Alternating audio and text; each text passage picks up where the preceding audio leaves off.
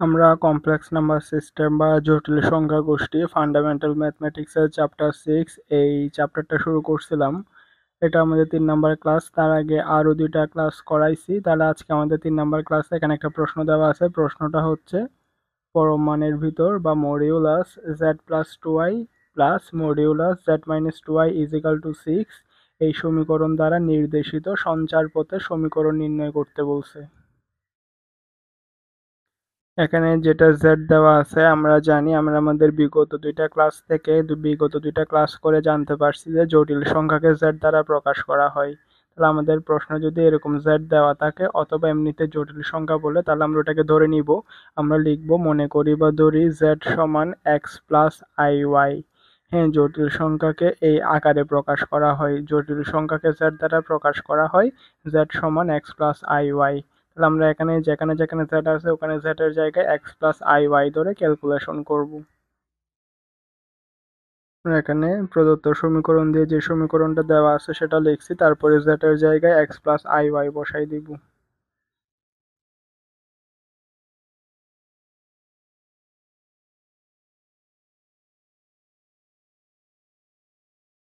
তাহলে আমাদের এখানে আই আছে, এখানেও আই আছে, আমরা এখানে দুনোখান থেকে আই কমন নিব।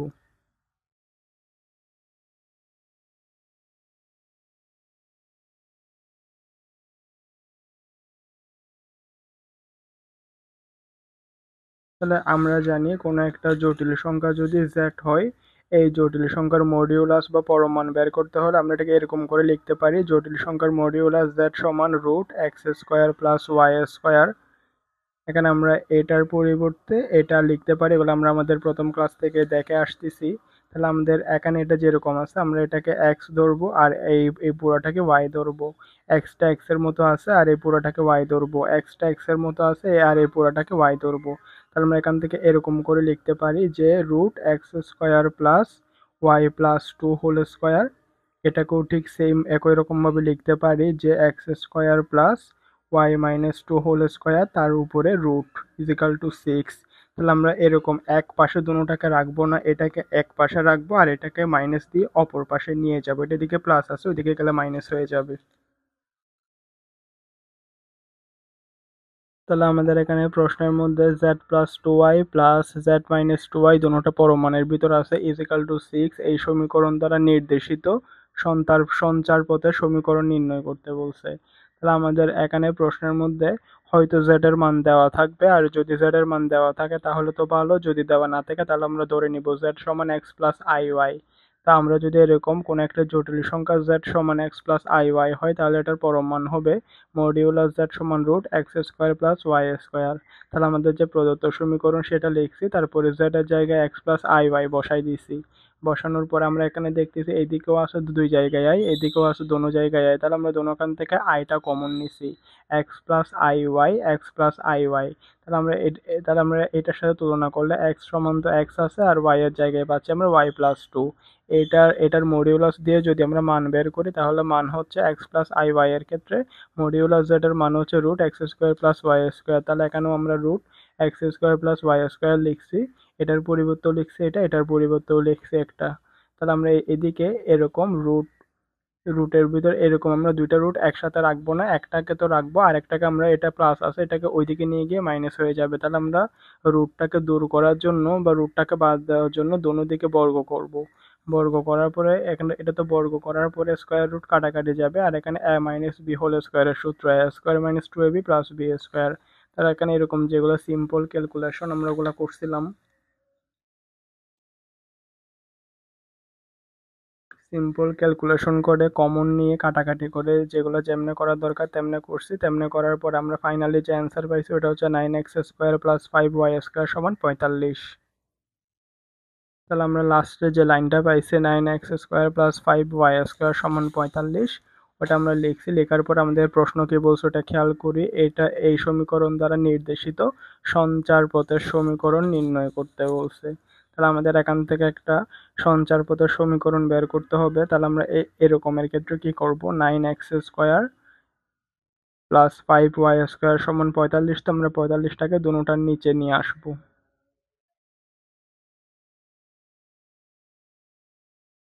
তাহলে আমরা এখানের মধ্যে সবসময় এক্স স্কোয়ার আর ওয়াই স্কোয়ারকে সিঙ্গেল রাখবো, এক্স স্কোয়ার আর ওয়াই স্কোয়ারের সাথে যে সহগগুলো থাকবে সেগুলোকে আমরা ভাগ দিব। তাহলে আমরা যদি এখানে ক্যালকুলেশন করি, আমরা জানি 5×9 = 45, কাটাকাটি করলে থাকে 5, আর এখানে ওয়াই স্কোয়ার 5×9 = 1।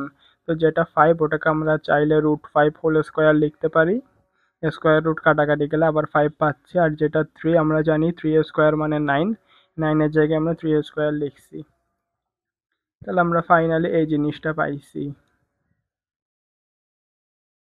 আমাদের প্রশ্নের মধ্যে বলছে এই সমীকরণ দ্বারা নির্দেশিত সঞ্চার পথের সমীকরণ নির্দেশ করে। তাহলে আমরা যদি এটাকে তুলনা করি, x square by a square plus y square by b square সমান 1, এই দুটোটা যদি আমরা তুলনা করি তাহলে আমরা জানি এটা হচ্ছে কিসের সমীকরণ, এটা হচ্ছে এলিপস বা উপবৃত্তের সমীকরণ।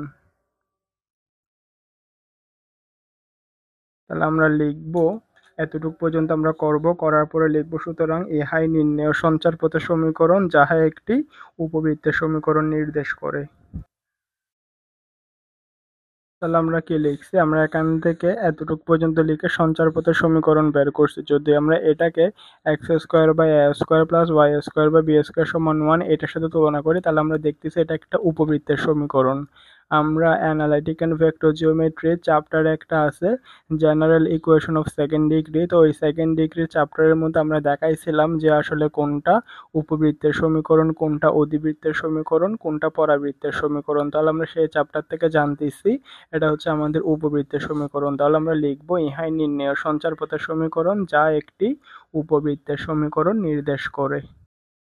ম্যাথগুলো আসলে খুবই সহজ, একটা ম্যাথ বুঝলে সবগুলাই বোঝা হয়ে যায়। আমাদের এখানের মধ্যে একটা প্রশ্ন দিয়ে বলছে এই সমীকরণ দ্বারা নির্দেশিত সঞ্চার পথের সমীকরণ নির্ণয় করো। তাহলে আমরা এখানে z এর জায়গায় x প্লাস আই ওয়াই, আমরা জানি z হচ্ছে জটিল সংখ্যা, জটিল সংখ্যা যদি দেওয়া থাকে তাহলে তো ভালো, দেওয়া না থাকলে z সমান x প্লাস আই ওয়াই লিখবো। তাহলে এখানের মধ্যে z এর জায়গায় x প্লাস আই ওয়াই বসাই, কমন নিয়ে ক্যালকুলেশন করে, সিম্পল ক্যালকুলেশন যোগ বিয়োগ করে পক্ষান্তর করে যেমনে করা তেমনে করছি, করার পরে আমরা ফাইনালি একটা লাইন পাইছি।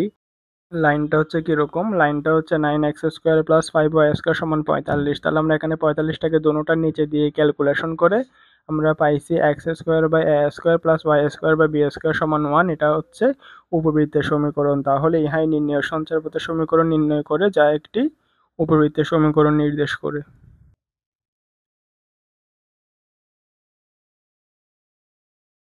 এটা হচ্ছে আমাদের আরেকটা প্রশ্ন। আমাদের প্রথম প্রশ্ন আর এই প্রশ্ন দুটোটাই সেম। আমাদের প্রথম প্রশ্নের মধ্যে একটা সমীকরণ দিয়ে বলছিল ওইটা ওইটা যে সঞ্চার পথের সমীকরণ নির্দেশ করে সেই সঞ্চার পথের সমীকরণটা কি ওইটা বের করতে বলছে।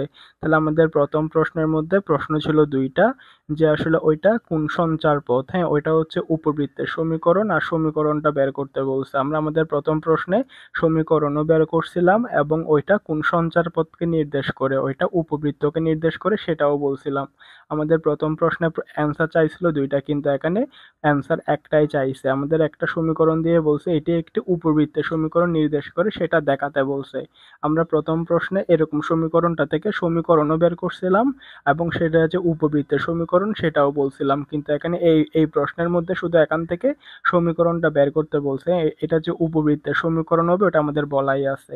তাহলে উপবৃত্তের সমীকরণটা কিরকম, আমাদের ফাইনালি অ্যান্সার হবে x² by a² plus y² by b² সমান 1, এই আকারেরই অ্যান্সার হবে একটা। তাহলে আমরা ঠিক এখানেও সেম কাজ করবো, যেটার জায়গায় x প্লাস আই ওয়াই বসাই দিব।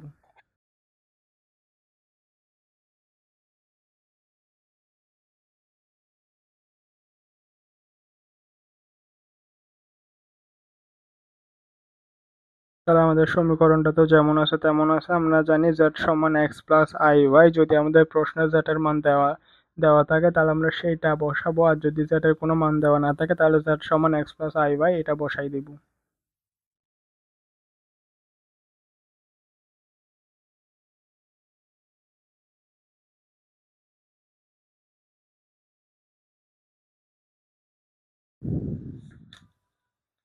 তাহলে আমরা জানি এটা হচ্ছে একটা জটিল সংখ্যা, যেখানের মধ্যে যেটা x সেটা হচ্ছে বাস্তব অংশ আর যেটা i যুক্ত থাকে সেটা হচ্ছে কাল্পনিক অংশ।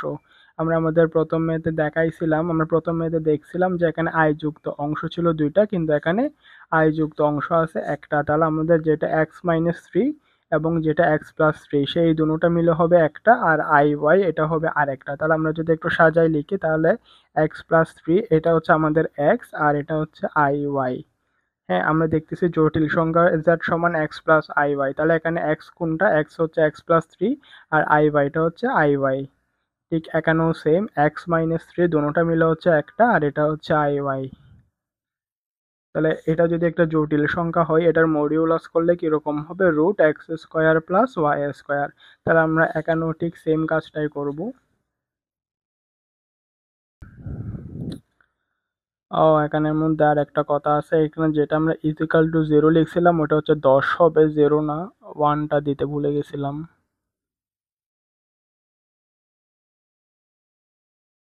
তাহলে আমরা যদি এখানের মধ্যে ক্যালকুলেশন করি, তাহলে হচ্ছে √x² প্লাস y², এটাও সেম, √x² প্লাস y², আর এদিকে বাইরে 10 যেমন আছে তেমন আছে। আমরা জানি ম্যাথগুলা সবগুলোর ক্ষেত্রে নিয়ম একটা, আমরা একটা ম্যাথ মাথায় রাখলে সবগুলো হয়ে যাবে। আমরা এদিকে পাশাপাশি দুইটা রুট রাখবো না, একটা এদিকে রাখবো আর একটা মাইনাস দিয়ে ওইদিকে নিয়ে যাব। প্লাস থাকলে ওইদিকে গেলে মাইনাস হবে, এদিকে মাইনাস থাকলে ওইদিকে গেলে প্লাস হবে।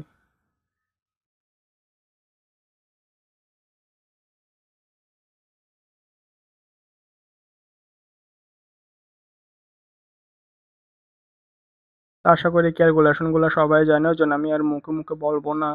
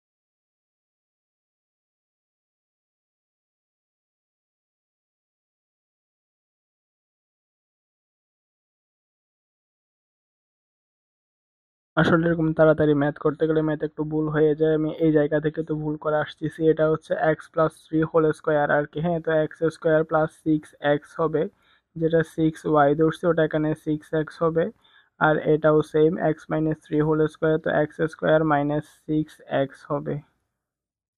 তো এদিকে আছে প্লাসের 6x আর এদিকে আছে মাইনাসের 6x, আর মাইনাসের 6x এদিকে আসলে প্লাসের 6x হবে, তাহলে হচ্ছে প্লাসের 6 আর প্লাসের 6 প্লাসের 12x।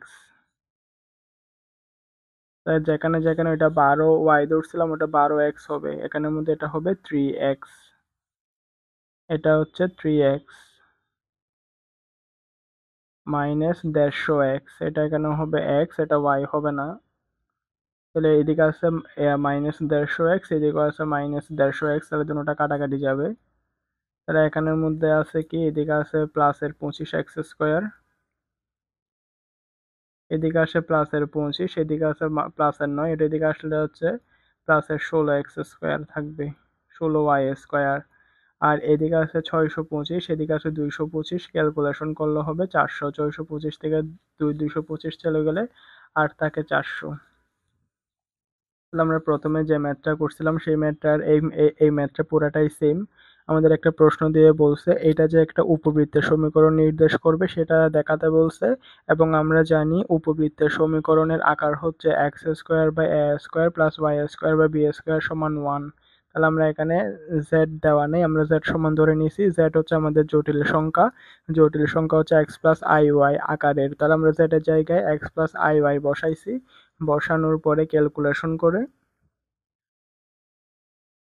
এখানের মধ্যে পক্ষান্তর করা, যেমনে কাটাকাটি কমন নেওয়া যা করা তা করছি, করার পর এখানের মধ্যে ফাইনালি অ্যান্সার কত পাইছি, 25x square plus 16y square সমান 400। তাহলে আমরা যে লাইনটা পাইছিলাম সে লাইনটা এদিকে লিখছি, আমরা জানি এদিকে যেটা থাকে সেটা সবসময় নিচে চলে যায়, তাহলে 25x স্কোয়ার ডিভাইডেড বাই 400 প্লাস 16y স্কোয়ার ডিভাইডেড বাই 400 সমান 1। আমরা যদি হিসাব করি তাহলে আমরা দেখব 400কে 25 দ্বারা ভাগ করলে হয় 16, আর 16কে 400কে 16 দ্বারা ভাগ করলে হয় 25। আমরা জানি 4 স্কোয়ার মানে 16, 5 স্কোয়ার মানে 25, এক্স স্কোয়ার যেটা 16 ওটাকে আমরা 4 স্কোয়ার লিখবো, ওয়াই স্কোয়ার যেটা 25 ওটাকে আমরা 5 স্কোয়ার লিখবো সমান 1। তাহলে আবার যদি আমরা তুলনা করি তাহলে আমরা কি দেখতেছি, আমরা জানি x square by a square plus y square by b square সমান 1, এটা হচ্ছে আমাদের এলিপস বা উপবৃত্তের সমীকরণ। তাহলে আমরা সেই আকারের একটা সমীকরণ পাইছি, ওই জন্য আমরা বলবো আমাদের যে সমীকরণটা দেওয়া আছে সেটা একটা উপবৃত্তের সমীকরণ নির্দেশ করে, এবং উপবৃত্তের সমীকরণটা হচ্ছে এইটা। আমাদের দেখাতে বলছিল যে ওটা একটা উপবৃত্তের সমীকরণ হবে, আর আমরা জানি উপবৃত্তের সমীকরণের সাধারণ রূপ হচ্ছে x square by a square plus y square by b square সমান 1। হ্যাঁ, এই দুটোটা হচ্ছে সেম রূপে আছে, x square by a square plus y square by b square সমান 1, যেখানে এ এর কাজ করতেছে 4, বি এর কাজ করতেছে 5। তাহলে আমাদের যে দুইটা ম্যাথ আজকে দেখাইছিলাম দুটোটা একই নিয়মের ম্যাথ। এটা হচ্ছে আজকের আমাদের লাস্ট ম্যাথ। আমাদের যে সমীকরণটা দেওয়া আছে সেটা যে একটা উপবৃত্তের সমীকরণ নির্দেশ করবে সেটা দেখাতে বলছে।